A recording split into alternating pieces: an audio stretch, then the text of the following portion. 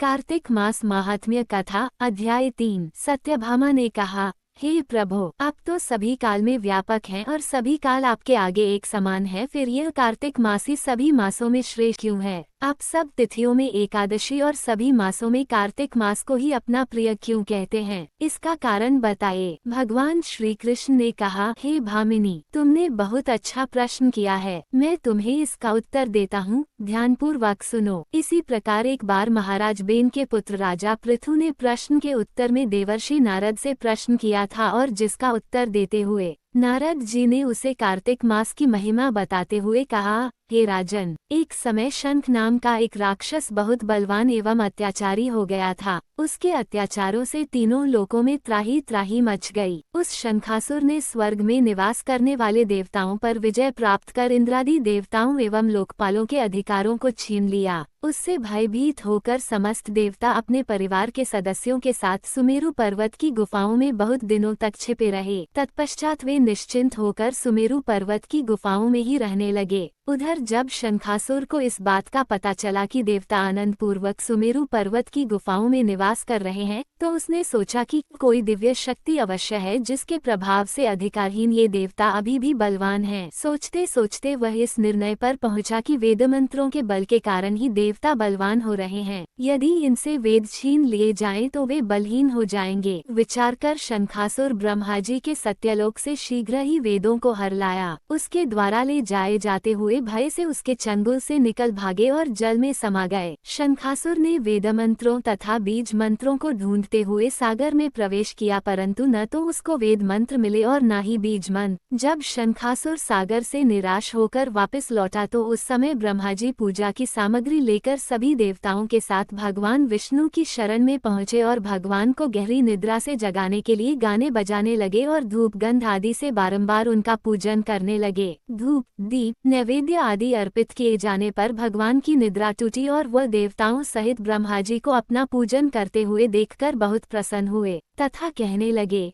मैं आप लोगों के इस कीर्तन एवं मंगलाचरण से बहुत प्रसन्न हूँ। आप अपना अभीष्ट वरदान मांगिए, मैं अवश्य प्रदान करूंगा। जो मनुष्य आश्विन शुक्ल की एकादशी से देवोत्थान एकादशी तक ब्रह्म मुहूर्त में उठकर मेरी पूजा करेंगे, उन्हें तुम्हारी ही भांति मेरे प्रसन्न होने के कारण सुख की प्राप्ति होगी। आप लोग जो पाद्या, अर्घ्य, आचमन और जल आदि सामग्री मेरे लिए लाए हैं, वे अनंत गुणों वाली होकर आपका कल्याण करेगी। शंखासुर द्वारा हरे गए संपूर्ण वेद जल में स्थित हैं। मैं सागर पुत्र शंखासुर का वध करके उन वेदों को अभी लाए देता हूँ। आज से मंत्र, बीज और वेदों सहित मैं प्रतिवर्ष कार्तिक मास में जल में विश्राम किया करूँगा। अब मैं मत्स्य का रूप धारण करके जल में जाता हूँ। तुम सब देवता भी मुनीश्वरों सहित मेरे साथ जल में आओ। इस कार्तिक मास में जो श्रेष्ठ मनुष्य प्रातः काल स्नान करते हैं, वे सब यज्ञ के अवघृत स्नान द्वारा भली भांति नहा लेते हैं। हे देवेंद्र, कार्तिक मास में व्रत करने वालों को सब प्रकार से धन, पुत्र पुत्री आदि देते रहना और उनकी सभी आपत्तियों से रक्षा करना। हे धनपति कुबेर, मेरी आज्ञा के अनुसार तुम उनके धन धान्य की वृद्धि करना, क्योंकि इस प्रकार का आचरण करने वाला मनुष्य मेरा रूप धारण करके जीवन मुक्त हो जाता है। जो मनुष्य जन्म से लेकर मृत्यु पर्यंत विधि पूर्वक इस उत्तम व्रत को करता है, वह आप लोगों का भी पूजनीय है। कार्तिक शुक्ल पक्ष की एकादशी तिथि को तुम लोगों ने मुझे जगाया है, इसलिए ये तिथि मेरे लिए अत्यंत प्रीतिदायी और माननीय है। ये देवताओं,